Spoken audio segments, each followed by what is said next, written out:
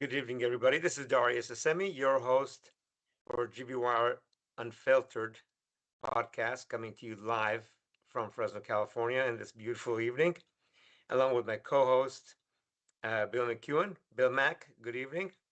Good evening, Darius. Mike Krabasi has a pre-recorded message that we will air here shortly, and he is not in Fresno. So it's from another undisclosed location, which will be disclosed to you during the time of the video airing. Okay, weather. Paul, our weatherman, puts this together. Look at that, beautiful, beautiful all week. A little warm on Sunday, but it's much nicer than last weekend. Looking forward to that. Jim Costa will be here next Tuesday night. I mean, to the extent we know.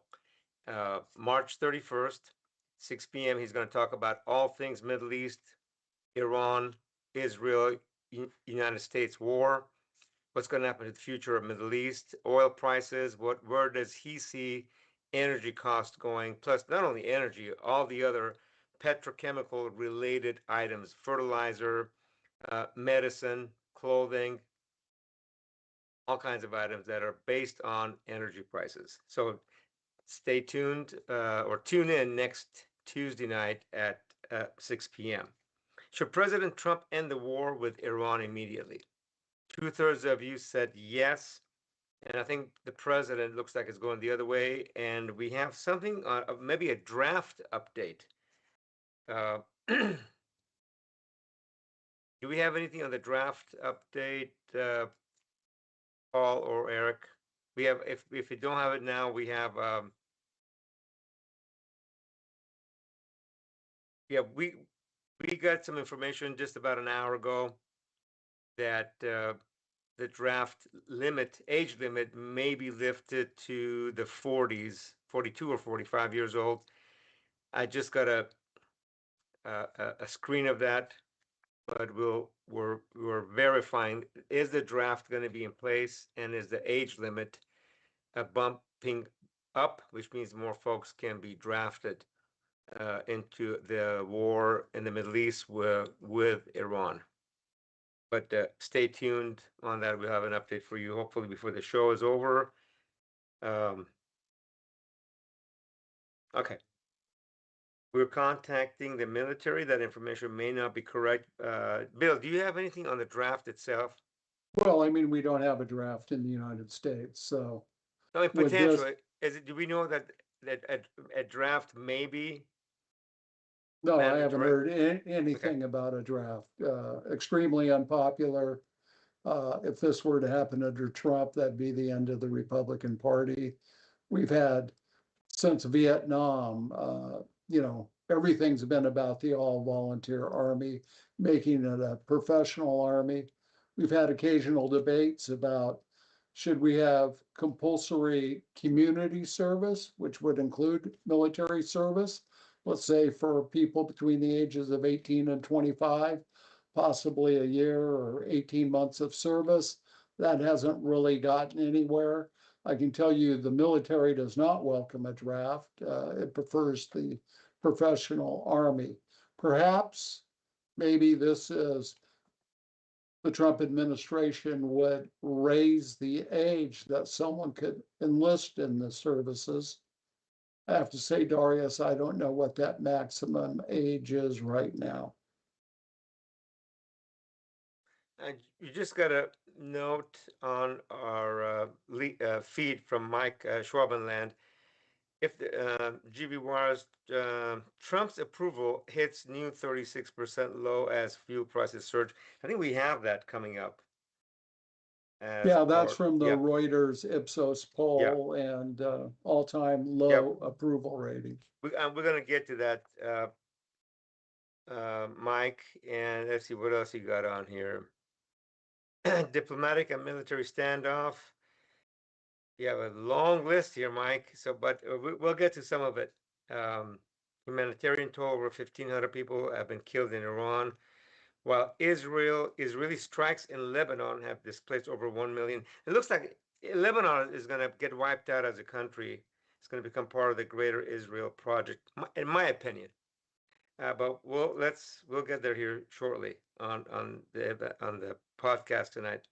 If the U.S. becomes involved in a conflict between Israel and Iran, which statement best reflects your view?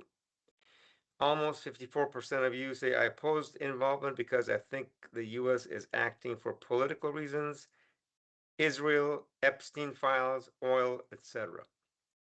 Followed by I support involvement because Iran is a threat to the U.S. and our allies. Okay. Saudi prince is said to push Trump to continue Iran war in recent phone calls, which is kind of the opposite of some of the stuff that we've heard in the news over the last few weeks. The Gulf states asking, United States not to get involved, going back, 3 or 4 weeks ago now. UK advisor saw Iran nuclear deal within reach before US-Israeli strikes. That was National Security Advisor Jonathan Powell, the British National Security Advisor, attended US-Iran nuclear talks in Geneva and believed the deal was within reach. That's from The Guardian. And of course, as the deal was within reach, Israel and United States struck Iran militarily, and the rest you guys know so far. Gabbard says American and Israeli objectives for the Iran war are not the same. Let's play that video. What does the intelligence community assess Israel's goals in this war to be? And are those goals aligned with the goals of the United States? I'm thinking carefully here about what can be said in this open setting versus a closed setting. Are the goals aligned? The objectives that have been laid out by the president are different from the objectives that have been laid out by the Israeli government. And how do they differ? We can see through the operations that the Israeli government has been focused on disabling the Iranian leadership and taking out several members, obviously beginning with the Ayatollah, the supreme leader. And they continue to focus on that effort. And how does that differ from our goals? The president has stated that his objectives are to destroy Iran's ballistic missile launching capability, their ballistic missile production capability, and their Navy, the IRGC Navy and mine laying capability. So the death and destruction continues. The economic cost to the United States, to Israel, to the Gulf states, and to the world continues to increase. So I want to ask you, to the best of your knowledge, do you know whether Israel is supportive of the president's call to make a deal with Iran? I don't know the answer to that. I don't know Israel's position on that.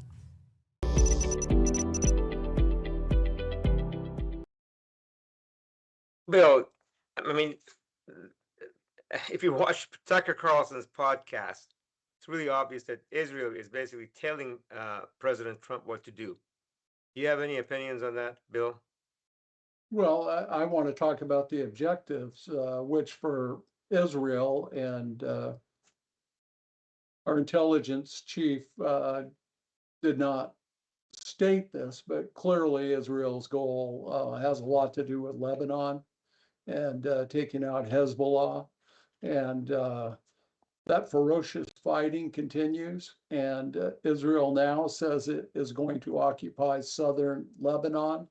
So it's fulfilling, Darius, what we talked about, perhaps it was as recently as last week, about Israel's approach to this war as it's just mowing the lawn. And, Israel clearly has an objective to control the Middle East, to be the biggest power there. And, the United States is furthering that aim by its involvement with this war against Iran.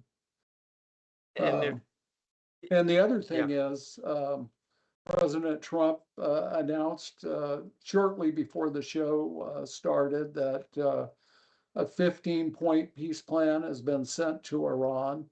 And people need to know the U.S. is not speaking directly to Iran. The president has tried to imply that, tried to leave people with that impression. The other day made a ridiculous statement about, I don't know who we're talking to. It's somebody I thought we killed, but now he wasn't killed. That's who we're talking to. I don't know his name. But the reality is, these talks are going on through intermediaries, and Pakistan is the one that delivered this 15-point peace proposal. Also, Iran has said, we're not involved in any peace talks. Sources indicate that's not true. They have been negotiating through the other countries. And I think at least 4 sources said that today. New York Times had a story on it. They had confidence in the story, so they went ahead and published it. Clearly something's going on here. Iran still has tremendous leverage because of its control of the Strait of Hormuz. It's starting to let the tankers through of countries that are not the United States or Israel or supportive of what the US and Israel is doing, but they're charging a high price. It's almost like when I was a kid living in Germany and we'd go on the Rhine River, we'd see the old castles, and whoever was teaching us about it would say, well, you know, the person that lived in this castle, they would have weapons. They wouldn't let any boats go further on the Rhine unless they paid a fee. So here we are in 2026, we're back to that. And in that way, the Iranians have struck upon something that will enable them to raise a lot of money and very quickly. And the other thing is, President Trump freed up the Iranian oil that was stuck at sea because of the oil sanctions, the embargo. He released that. And so now Iran's going to collect $14 billion. So we're fighting Iran. We're trying to knock down the regime. At the same time, you know, we're enabling them to profit off it, as well as Russia. And Darius, I want you to think back to all the people in MAGA Nation who complained that President Trump sent a pallet load of money to Iran for the nuclear deal. That whatever that pallet load of money, and first of all, that was a mischaracterization. But second President of all, Obama did. President Obama did. President Obama. Yeah. That's not really what happened, but the money involved was nowhere near $14 billion. The money, if I remember correctly, was almost $1 billion, and it was part of Iran's assets that were frozen in the United States. U.S. taxpayer money, unlike what we're doing with Israel, U.S. taxpayer money did not go to Iran. It was Iranian assets that were frozen after the Iranians held, 52 or 54 American personnel hostage in the U.S. Embassy in Tehran. So right after that, all assets got frozen. And some of that money went back as part of the Iran nuclear deal. Okay, we're going to move on. Senator Graham, Lindsey Graham, brags that we are going to make a ton of money on Iran's war. And unfortunately, I've said it from the beginning, this doesn't look like a regime change to me. It looks like destroying the country, palaces, schools, water infrastructure, bridges are being bombed. It'll cost billions, tens, hundreds of billions of dollars to rebuild. It looks more like, as you said, Bill, mowing the lawn. Israel is the strongest military in that part of the world, if not in the world. We give between 3 and 10, $20 billion in military aid to Israel every year. U.S. taxpayer money, by the way. And is to really convert Iran into a Syria or into Lebanon, so where Israel can go in and blow up whatever part of Iran they want. And I really feel sorry and really bad for the 92 million Iranians who've suffered a lot under this regime in Iran, but their choice is this regime or we're getting killed every day. So it's a really, really bad issue for the Iranian people, really bad. It's the country I was born and raised in. Tucker Carlson and Professor Jang have an incredible 1 hour podcast. For those of you that are history buffs and want to predict the future, what's going to happen in the Middle East, it's a 1 hour podcast that Tucker Carlson has invited Professor Jang, Quinn, I believe he's Canadian, but obviously with some Asian descent. A lot of very fascinating stuff. I encourage all of you guys to watch that on Tucker Carlson's podcast page. Israeli military to occupy swath of southern Lebanon. By the way, you mentioned that earlier, Bill. That's how Hezbollah got started. A bunch of these militants, resistance forces got together after Israel attacked and started occupying southern Lebanon. And then they eventually they got organized and they formed the group Hezbollah. Israeli soldiers stand next to tanks near the Israeli side of the border with Lebanon. Looks like, actually, let's just fast forward to slide 16. The Greater Israel Project. That's what it looks like. That's going to be the future. Where have you read this? Potentially, the future Israeli borders from the Nile to the Euphrates. Obviously, a lot of oil and natural gas. Most of Kuwait, parts of Saudi Arabia, of course, Jordan, Syria, Lebanon will make up for that. Bill, do you have any comments on this? The Greater Israel Project? You know, I can't see the United States letting Israel attack Jordan. That's for sure. We have U.S. bases there, longtime ally. Then on Egypt, I'm sure the Egyptian military's had a lot of time to build up over the last 10 years. It's run by the military. That would be a big lift. And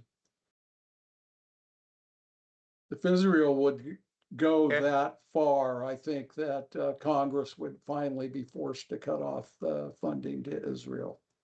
Got it.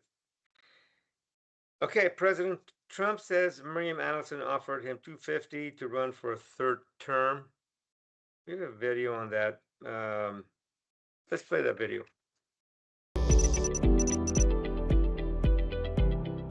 Miriam gave my campaign indirectly and directly $250 million. She was number one.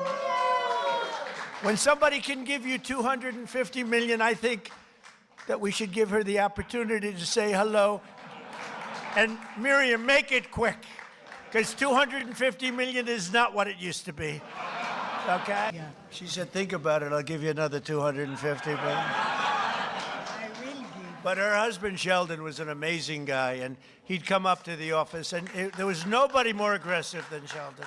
I think I spent more time with him and you, because you usually came up together, but he'd call and say, can I come over, please? I say, Sheldon, I'm president of the United States. It doesn't work that way anymore. It's like maybe tomorrow. How about tomorrow? No, please, just for a little while. And he'd always say 10 minutes. It turned out to be about an hour and a half, right? And what he did is he fought for Israel. That's all he really fought for. He just wanted to take care of Israel.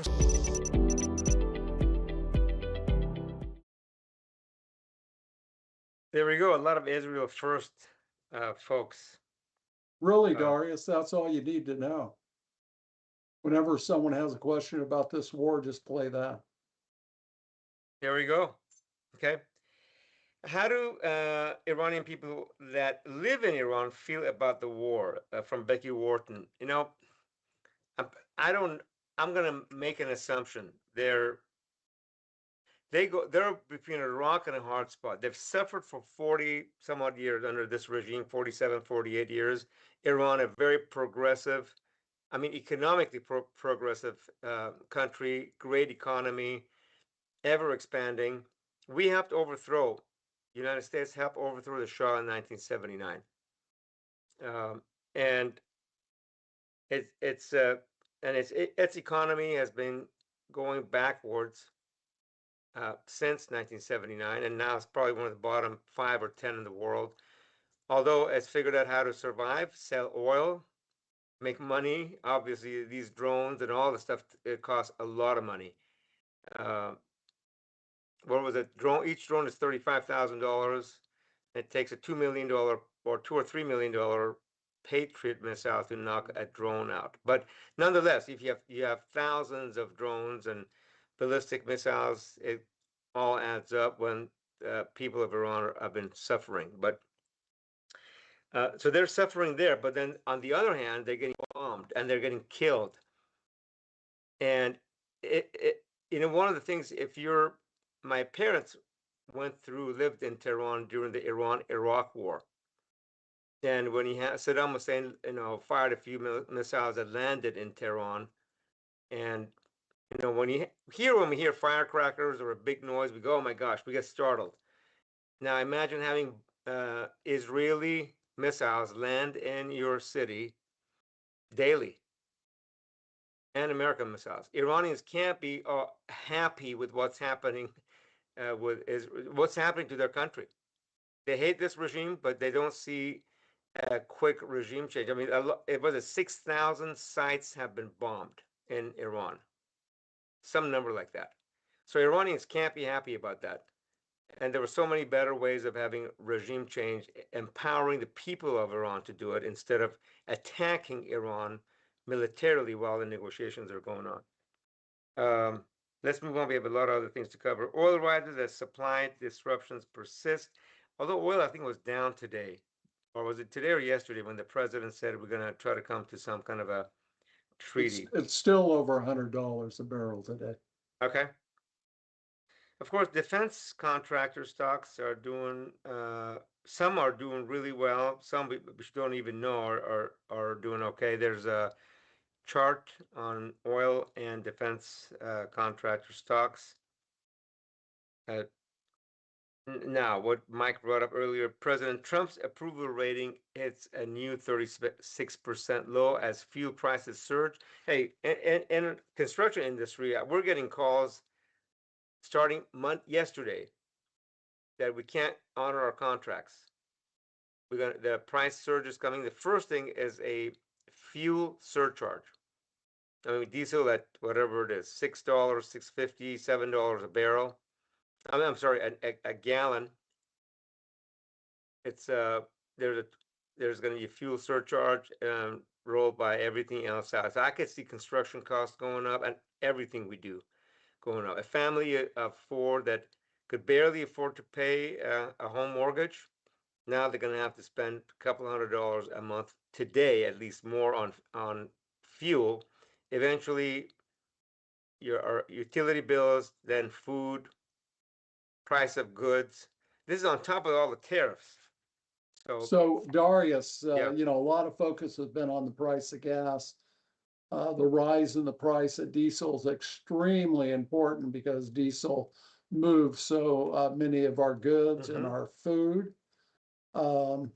Economists that I follow are saying that if the war would end, let's say this week or next week, we would still feel the inflationary effects until around January 1st of 2027. That the energy market has been disrupted so much. And there are things that people don't think about, which is liquefied natural gas. That's very important in regards to the MRIs that you might take for your health care.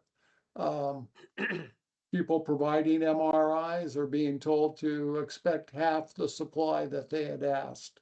So you're going to see people that need MRIs, they're going to have to wait. If they're waiting a month, it's going to be 2 or 3 months. There are all kinds of ripple effects that people don't think about. And clearly the White House did not think about before embarking on this path. Okay, we have the draft image now. I'm sorry, not image, this info. Let's put that up. Army raises maximum enlistment age to 42 under new regulation. The documents show the maximum age was 35. I'm not 100% sure if we can. And gbwire.com, the story just went up. If I don't know that we do have the age. I just haven't read the story. I believe the current age is 35. Paul, if you have that, please share that so I can air it. And now, yeah, and I cannot read that. Okay, I don't know if our audience can read that either. I'll get it, Darius. Okay, all right. Jesse Womackle, if the draft is being installed, is Donald Trump children going to be drafted, all of them, along with Benjamin Netanyahu? Oh, it's a long. Benjamin Netanyahu's son have been waiting to go to war with Iran for 40 years or more, and Donald is the only empty vessel to follow through. Anyhow, long question, but yeah. So the draft age currently is 18 to 34. 18 to 34, and it's going to be Up to and including age 42. Got it. So 8 more years, a lot more folks that can get drafted. But we don't know if the draft. No, draft they is can not- enlist, Darius. This Okay. is about enlisting. Okay.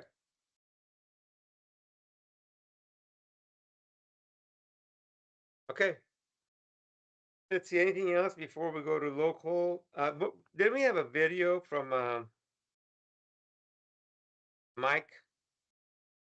If we do, hold on. Well, actually, hold on 1 second. Anything else on the national or the international stuff? I don't see anything else. We have Fresno State organizer challenges Swalwell to attend April 1st governor debate. Our first debate, by the way, is Fresno County Office of Ed sometime in the next 2 weeks, 2 to 3 weeks. And a whole list of the debates or forums that GBWire is going to produce should be up on our website here shortly. So Darius, yeah. our first confirmed one is Fresno City Council District 3 candidate forum. And we have the 3 top perceived front runners have said they will participate. District 3 is represented by Miguel Arias. He's termed out, and the 3 that will be at the forum: Joaquin Arambula, Keisha Thomas, and Fernando Alvarez. Okay. There you go, April 16th. And then I think sometime in the next couple of weeks, we have a Fresno County Office of Ed debate coming up as well. Okay. Anything on, let's play the video on Mike Carbassi if we do have it. Hi there, this is Fresno City Council member Mike Carbassi representing Northwest Fresno. I am out here today for our exclusive Unfiltered City Council report, but I'm in DC. I'm actually outside Congressman Jim Costa's office. We are here in DC as part of the One Voice trip, and the goal of this trip is to make sure we get some of our tax dollars reinvested from Washington back into Fresno. A couple other projects we're talking about today are, of course, number 1 is our airport, which is a regional gem. It helps with fighting wildfires. Having a functioning airport helps a lot with economic development, of course, and travel, tourism, things like that. Also, the interchange at 99 and Shaw, it was the number 1 priority of the West Area Plan, and making sure we can get money for that multi-year project. Other projects that are regional include the community of Easton, just south of us in Fresno, needing sidewalks. It's an $8 million ask, so the folks in Easton and the kids want to walk to school. They have a lot of issues with flooding and rainwater. Being able to clear those roads and have sidewalks so that they can walk to school safely. These are very important local quality of life projects that we're advocating for here in Fresno. As a reminder, on Thursday there is a city council meeting. I'll be back for that meeting, and there'll be a packed agenda, not as bad as the meeting before, and then we'll of course have a 1-week break and come back the week after for another council meeting. You can always participate online, watching it on YouTube, or go in person 9 a.m. Thursday morning. It's at City Hall. We encourage the public to send emails, send letters, write to us, let us know how you feel, or show up in person. Again, this is Mike Carbassi signing off. Back to you, Darius.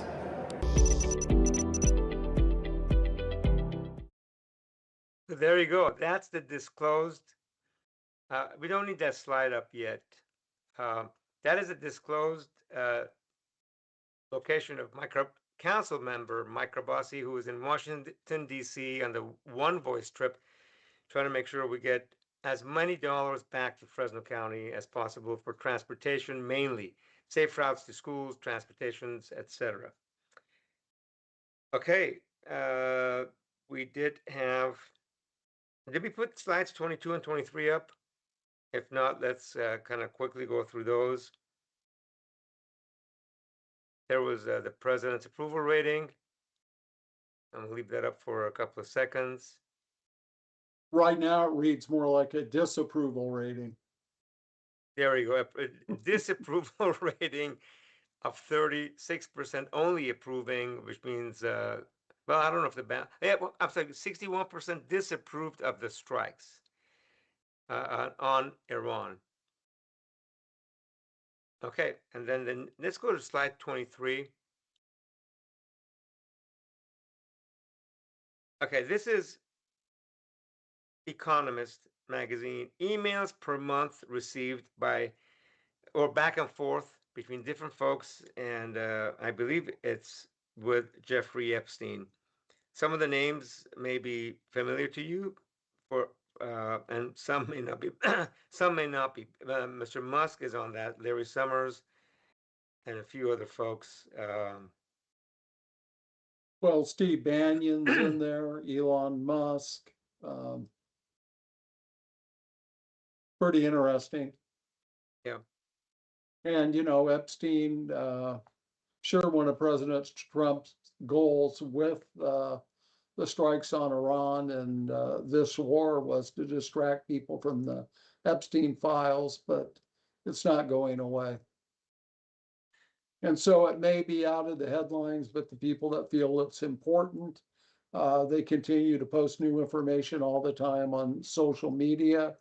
The information they post is getting widespread exposure. And if hopefully, let's just say, for example, that Iran agrees to this 15-point peace plan, US withdraws, things calm down, Epstein files is going to go back to number one headache for the president, because you have people arrested all around the world for their involvement with him in the trafficking of underage women, and yet no one in the United States has been arrested other than Jeffrey Epstein and Ghislaine Maxwell. And people just put common sense to it. How could it be that these others are being arrested, but nobody here is? And dozens of really good journalists are digging into this. There'll be more leaks, and the truth will come out. Perhaps President Trump's strategy is just that slow it down long enough until he's out of the White House. Well, it looks like Iran war, if we are deploying U.S. troops, is going to drag on for about, how long did the Afghanistan war drag out? 20 years? It could be a 20-year, and hey, if you have American military service members getting killed daily in Iran, that's going to be a daily story that the Americans are going to have a hard time getting over with, which it becomes an incredible distraction. Professor Jang talks about the motivations that the president could have on going to war with Iran on the eve of having negotiations with successful negotiations with the regime in Iran. Darius, we should point out, I think the unpopularity of this war is really hurting the Republican Party. And today they had a special election in Florida. It was for a state house seat. Guess the seat includes Mar-a-Lago. And Darius, you know that President Trump is trying to ban all mail-in voting except for military members and very limited cases. He says mail-in balloting is really bad. Well, guess who voted today, or voted via mail? it was President Trump. Even though at Mar-a-Lago, he's like 15 minutes away, 5 minutes away from the polling site. And he says everyone should vote in person. Don't use mail because it's just ripe for fraud. He mailed in his ballot. So that got headlines this morning, right? Then the big headline tonight is that seat, which Republicans had controlled for quite a while and quite handily, it went to a Democrat today. So there have been 25 special elections in Republican or battleground states. All 25 have been won by Democrats. That's 25-0. In addition, in Florida, you now have a Democratic mayor of Miami. You also have Democratic mayors of other cities that had formerly been Republican in the state of Florida. So this thing's really hurting the Republicans, and for the most part, they're all staying loyal to Trump and willing to go down with the ship. The last thing, you had Senator Lindsey Graham up there. I have a hard time accepting that anyone covers him. Most of what he says is utter nonsense. It's ridiculous. He's a disgusting human being. And I have to say, the polls indicate he'll win re-election handily again in the state of South Carolina. He's a warmonger. But, and I don't know, I don't have the facts, but if he brings a lot of money, or what are we calling it, bacon, to Florida, I'm sorry, to South Carolina, it may be where folks go, we don't care what he does. I mean, I have friends that are very religious, devout Christians.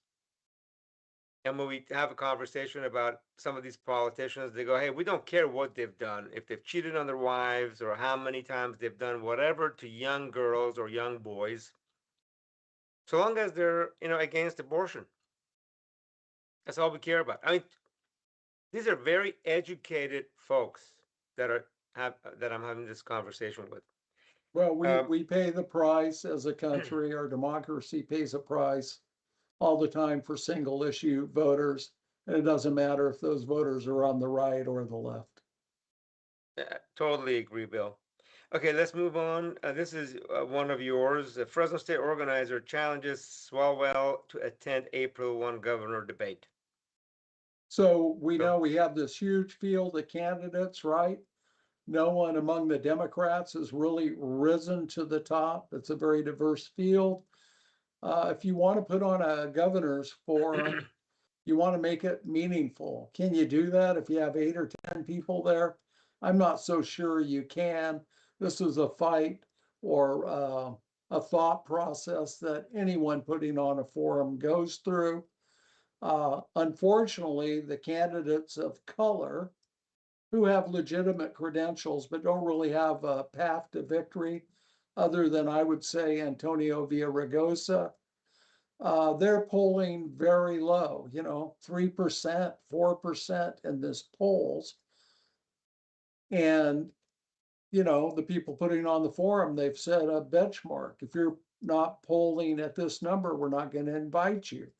Well, that led last night to the cancellation of this big forum that USC wanted to put on.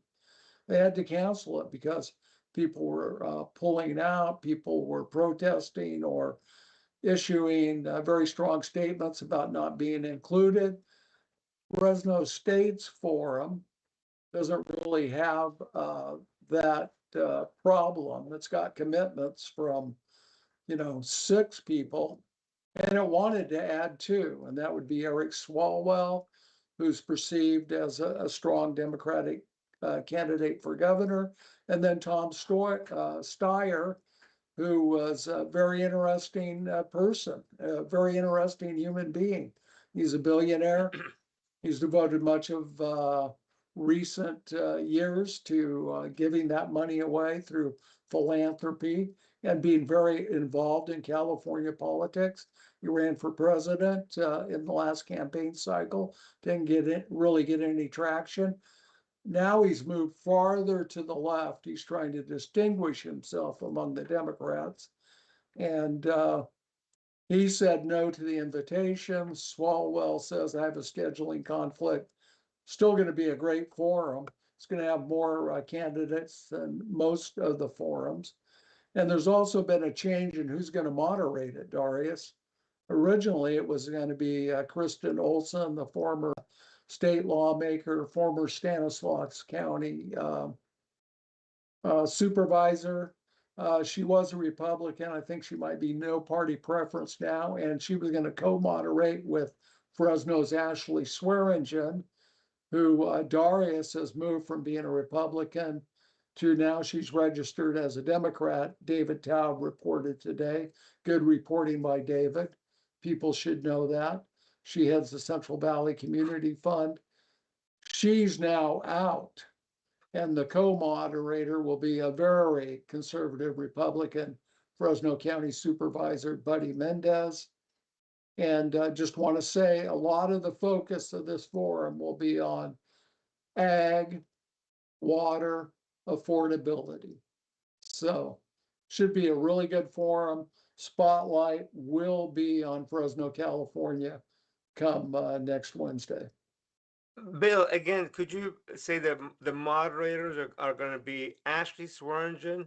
No, And- she's out. She was replaced by Buddy Mendez, Okay, so Buddy Mendez and Kristen Olson. Preston Olson. Got it. Okay. That's coming up. And so there's two, is it just two Republicans? Is that correct? Are there many? But Yeah, oh yeah. So Chad Bianco, the Riverside County Sheriff, he's using a lot of President Trump's tactics. You'll think back to the November special election in which Californians overwhelmingly approved redrawn the congressional maps. That was a reaction to gerrymandering in Texas. Chad Bianco went in and seized the ballots, and he says he's conducting his own investigation. This is utter ridiculousness. That's why you have a county clerk. They're charged with the integrity of the ballots. They're charged with the integrity of the election and enforcing the law. Here you have an out of control sheriff looking for headlines. He even, in sworn statements, admitted he didn't have probable cause to do his investigation. The state is stepping in. They're suing to try and halt this. Bianco's reacted by taking a lot of strong attacks on AG Rob Bonta, calling him just a political activist, not a real attorney general. And then we have Steve Hilton, the former Fox commentator. He will be there at the debate as well. With so many Democrats in the field, it's created the situation in which Bianco and Hilton are actually at the top or near the top of the polls. You have the Democrats lagging. So it's really interesting. This is going to be survival of the fittest as we head towards the June primary. it could be two Republicans. Not possible. Not even with the craziest of math. People Okay. have said they fear that, but when push comes to shove, unless a lot of Democrats change how they voted in the past, we're going to have a DN and R. Who And are your, anybody that thinks there'll be two Democrats in this, I'd ask them what they're smoking. That's not going to Okay. be possible either. The runoff will be against a Democrat who's unknown at this point, and either Chad Bianco or Steve Hilton. And you know that it'll be interesting because we have two billionaires in this race. Excuse me, we have two Democrats backed by billionaires. Tom Steyer is a billionaire backing himself, self-funding his own campaign. You see more of his ads on television than anybody else. And then you have Matt Mahan, the San Jose mayor. He's a conservative Democrat, a pro-business Democrat. You know, he's all in on AI, If he were elected, I would see him pushing to lightly regulate AI at the most, kind of continuing what Gavin Newsom's done. Tom Steyer, of course, would push for strict regulation of AI. So would some of the other Democrats in the field. Matt Mahan, he's not polling high right now, but I mean, the billionaire caucus, they're putting so much money into his campaign. And it's got to be spent over the next, month to 6 weeks to Yeah. get his profile up and to get voter awareness. And then finally, the one person in the picture we haven't talked about is Katie Porter. She was riding high early on, but got knocked down by that terrible interview she did with CBS News. I mean, it's just like pulled the plug on her campaign. I don't know that she can recover from it. Got it. So more than you wanted to know about the governor's race, Darius. Bill, I apologize. No, okay, I'm gonna ask you a question. I need a 15-second answer. You said one of those two Republicans are gonna get in, Chad Bianco or Steve Hilton. It's gonna be that versus, if you were to uh, pick today, who do you think is gonna be the Democratic person in the runoff? So Swalwell, despite not a lot of visibility, is polling pretty well. Steyer has polled better than he has in the past. I think it could be a race between Swalwell, Villaraigosa, and Steyer. You have to remember California is very tribal. And let's say Becerra drops out of the race, Betty Yee ends up dropping out of the race, or voters just say they're not viable, that support's going to go to Villaraigosa. So he could coalesce the Latino vote, the people of color vote. Also, we have Tony Thurmond in the race. He's the state superintendent of public instruction, strong Democrat, very much union backed. He's got, money from unions. He's got some high profile endorsements. He's not polling very well, however. So if I had to Yeah. guess, those are the three. And that was 45 seconds. Got it. Tony Thurmond, though, is just whatever the unions want. He's just a voice for the unions. You got it. Yeah. Just like some of our congressmen are just a voice for, especially the ones that are Israel first. Anyhow, we're going to talk about that next Tuesday night with Congressman Jim Costa. Okay, let's see what else we got cooking. Do you approve of California's move to rename the March 31st Cesar Chavez holiday as Farm Workers Day? That's coming up next week. 77% said yes. And Darius, yeah. it was good to see Fresno County. They originally were going to rename it Agriculture Appreciation Day. Supervisors were strong on this and said, no, it has to be Agriculture and Farm Workers Day. That was a great choice by the Board of Supervisors. Right. Okay. And let's go to slide 26. That's the article. A couple of more items. 27. Assemblywoman Soria fundraising email tied to Chavez controversy draws criticism. Yeah, so Esmeralda Soria is leaving the state assembly and trying to get the Senate seat now held by Caballero. She sent out an email talking about Cesar Chavez, stand strong for women, believe women, and it sent out the email 1 or 2 days after the New York Times investigation revealed allegations of rape by Chavez against Dolores Huerta, the UFW co-founder, sexual abuse of minor girls.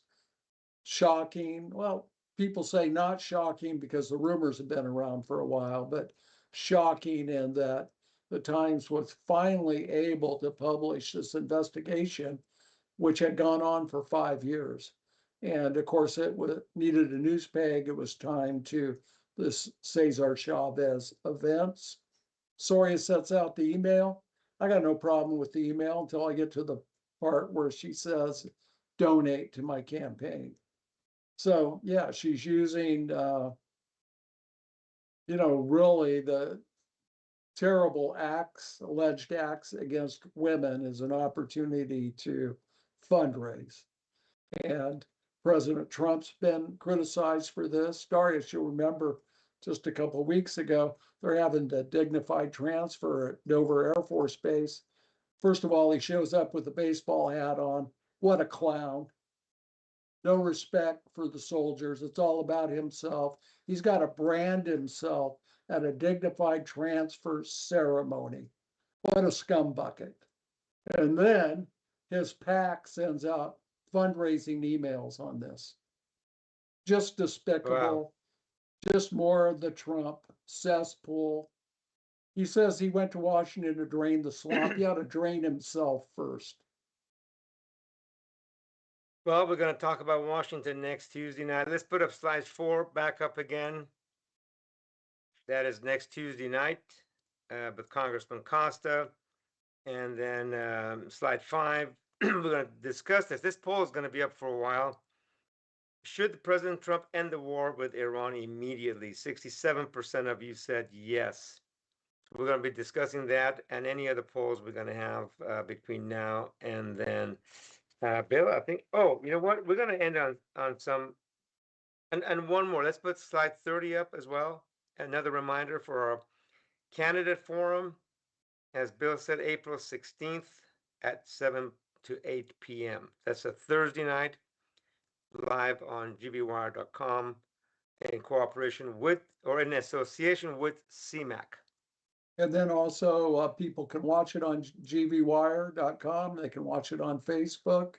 And of course, it'll be available for replay right up until you vote, whether you vote by mail or you go in person on June 2nd.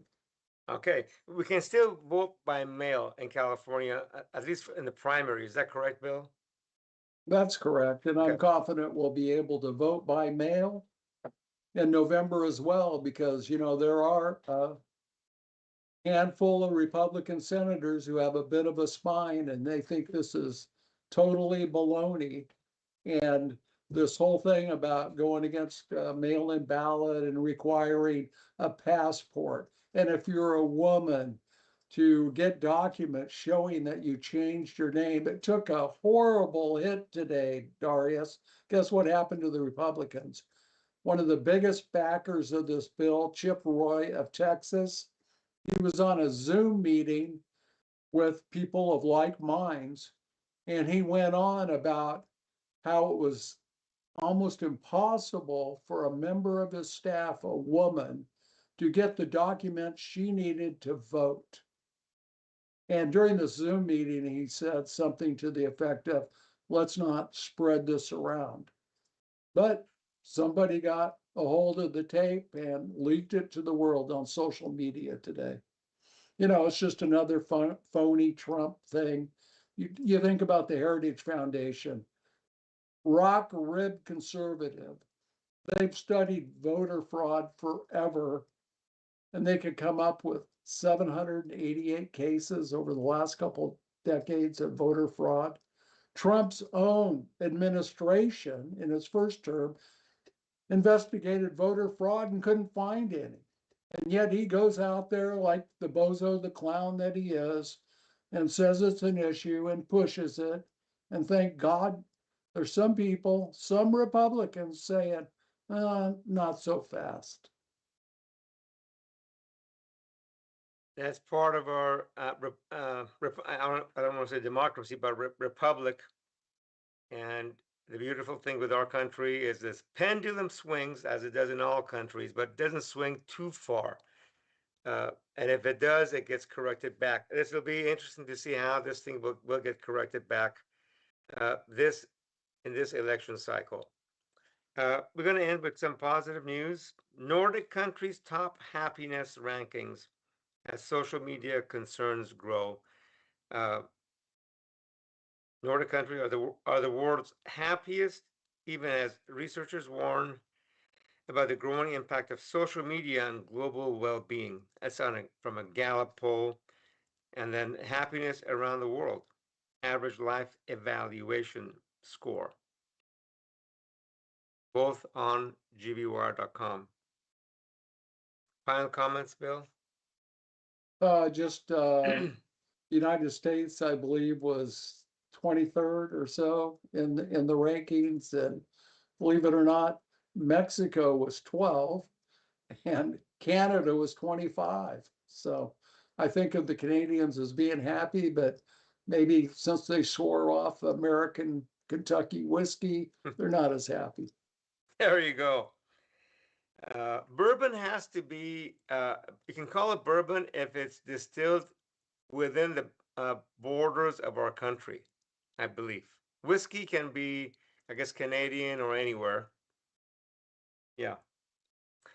Okay, on that note, thanks everybody for watching, and we're gonna have a fantastic show for you next Tuesday. Hope you will all tune in. Until then, have a great week. Stay safe, and prayers for the people that are in conflict, for the people of Iran that have suffered so much over the last several decades. We'll see how this thing ends up. I'm not very optimistic about the people of Iran and what they're suffering today. I wish there was a way to poll them, but we don't have the ability here. Bill, let's track that down. Somebody's probably polling Iranians inside Iran. You can call Mossad first. Not It's sure kind that- of hard to get the word out because they have internet blackout. Yeah. My final thoughts, prayers for our American military, prayers for the people of Lebanon too. Lebanon's not covered as intensely as the coverage of Iran, but clearly they are suffering. That's a great point. I'm gonna say amen to that, Bill. For our servicemen, I've had veteran friends that have served many tours in the Middle East, and they tell me horror stories, and they got out as fast as they could. But prayers for our members of the military that are going to put themselves in harm's way, and when you take somebody else's life, it really changes you. And of course, you're exactly right. The people of Lebanon that are getting a lawn mowing experience again and again. Well, we'll hopefully see all of you next Tuesday. Have a safe week and safe week in this fantastic weather in Fresno. And good night. Take care.